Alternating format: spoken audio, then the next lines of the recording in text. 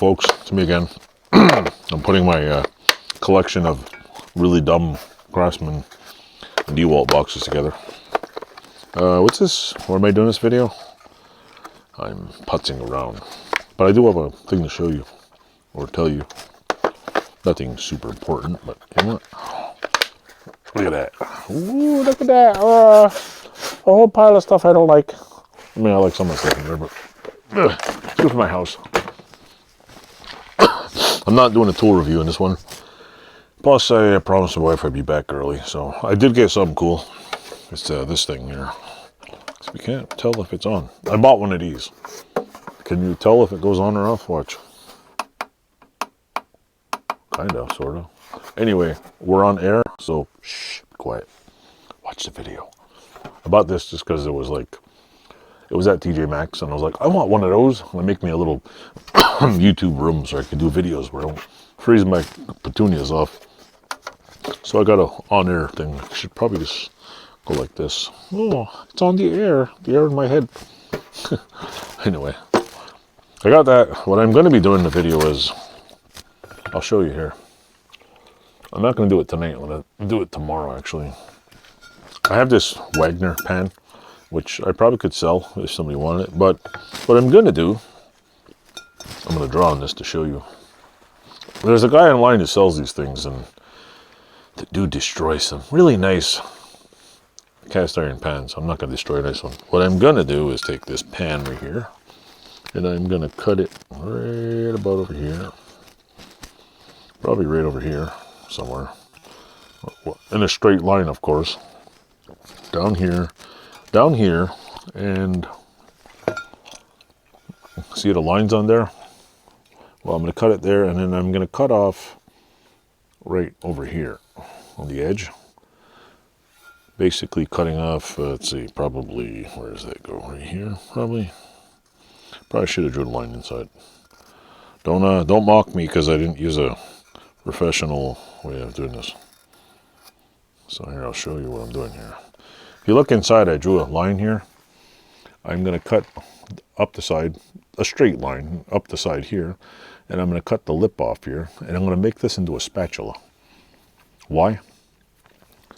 Because I like breaking shit.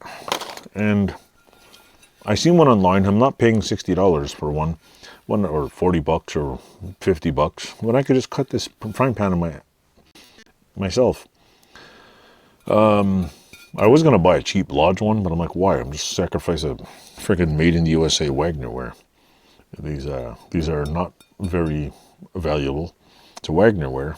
The made in the USA thing, I think they mandated in the 60s, so it's not very old. I mean, 1960 would make it, what, 60, 70, 40, about 60 years old. But even still, it's a Wagner ware. Who cares? It's not a Griswold. It's not anything special. So I'm going to cut up and make a small little spatula. But I'm not sure if I want to make the front flat, because I want to have a cast iron pan I'm always cooking steaks with.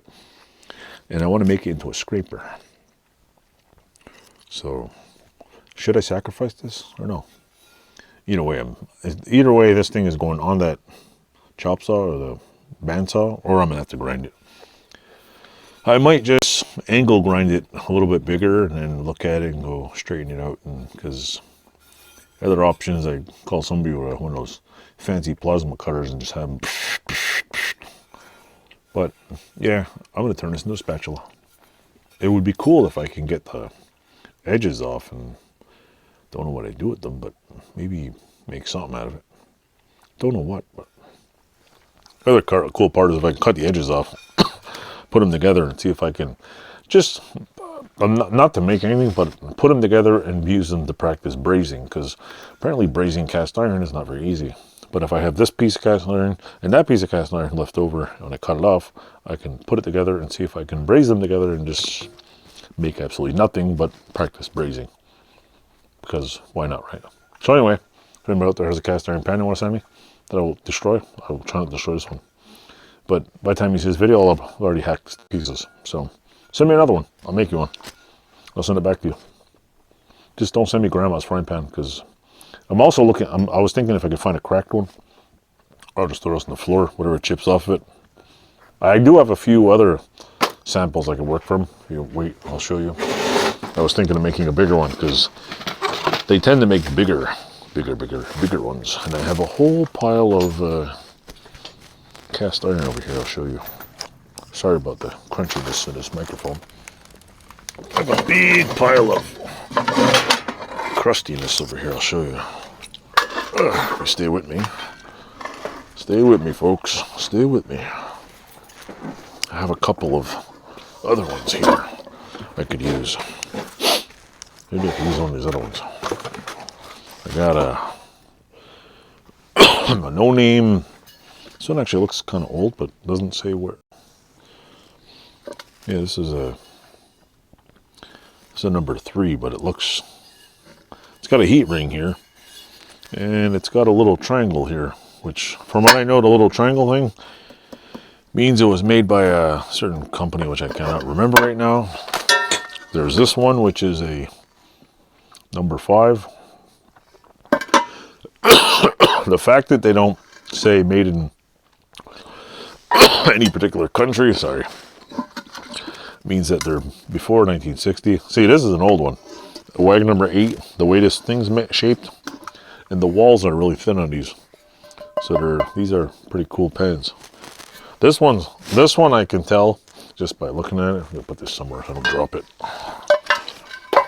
So I don't drop it and give me a reason. This one is if I remember correctly, is a Griswold. Not Griswold, Wagner. Wagner or a thing. These are chicken fryers. See how deep they are? These are cool. This one's a number 9. This is a number 9. This has got some patina on it, man. This is a big sucker, but there's no name on it. The name is probably hidden under here somewhere. But see, I could always chop this one out too.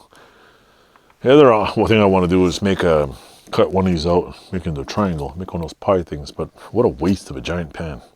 So if I can find a note like made in China one, where the Chinese logos over here says made in China over here, I'll cut it up. But this one is lots of patina on the frying pan. Wagner Ware, Sydney, Ohio. So these are old ones. Wagner used to make them in Sydney, Ohio, and they got bought out by somebody and bought out by somebody. And I think now a Chinese company owns the Wagner name. So, yeah. This is a number 5. I don't even know what the heck. See, there's a 5 on here. You can see it. Doesn't look that old. This one's a Wagner number 8. Doesn't say Sydney, Ohio, so this one that has no Sydney, Ohio, I think is older than that one. I could be wrong, but it feels like it's see, it's got the little thing here. It has that. And once you deal with frying pans, you seem to know that these thin wall, like the new Lodge cast iron ones, have really thick walls. These ones are really thin. And this one just doesn't feel cheap. See, this feels crappy.